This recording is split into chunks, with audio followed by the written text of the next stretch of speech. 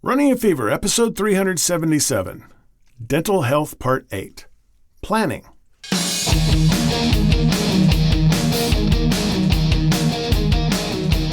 Welcome to Running a Fever. My name is Michael Davis. This is a podcast about fitness, diet, and medicine. My goal is to live a long, healthy, happy, active life right up to the very end. I just want to love my life enough to make it last as long as possible. We're at Part 8 of our series on dental health.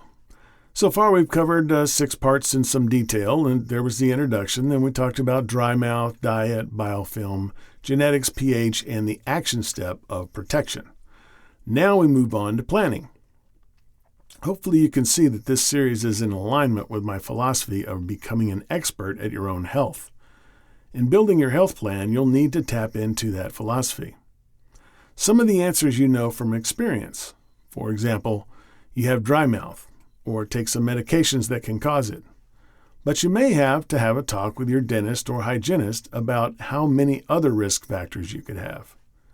You can use this series as a guide. Go back and listen or read from the blog posts of the other episodes in this series.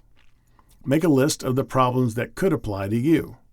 Ask your dentist about them. But first, ask some questions of yourself about them. Here are some questions you'll want to ask as you make your plan. Question 1. What is the first risk factor you want to focus on changing? You may have multiple risks, but first put your efforts to one of these and then repeat the process for the others. Question 2. How has this problem affected your life? If you're going to prioritize the work that needs to be done, you may want to address the most harmful ones first.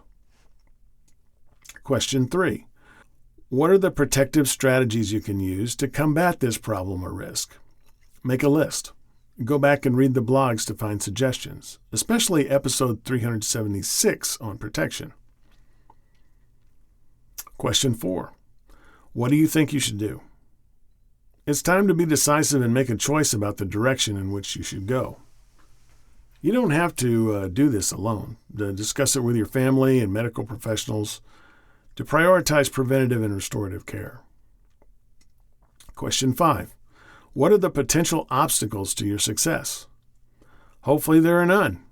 But to treat disease, you may need to make lifestyle changes, and those are always difficult. There are other factors that may hold you back.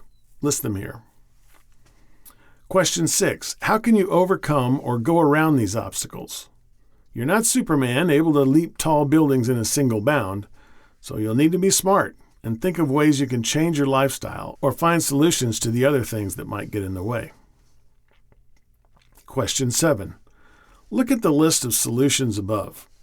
What will you do first? What's the first thing in your plan you aim to do? Question 8. How can your dental professional help you reach this goal? You know I believe in using medical professionals and not being afraid of them. How important is your health to you? Enough to swallow your pride and ask for help? I hope so. Well, I thought this episode might be my shortest ever, but then I looked back at episode 0, which is only 52 seconds. Turns out I'm a lot more wordy than I thought. Still, I hope this short quiz will help you move forward in action to make some real changes and get more healthy. I hope you enjoyed this. As always, if you've got the fever, keep it burning. If you don't catch the fever, then I will see you next time on Running a Fever.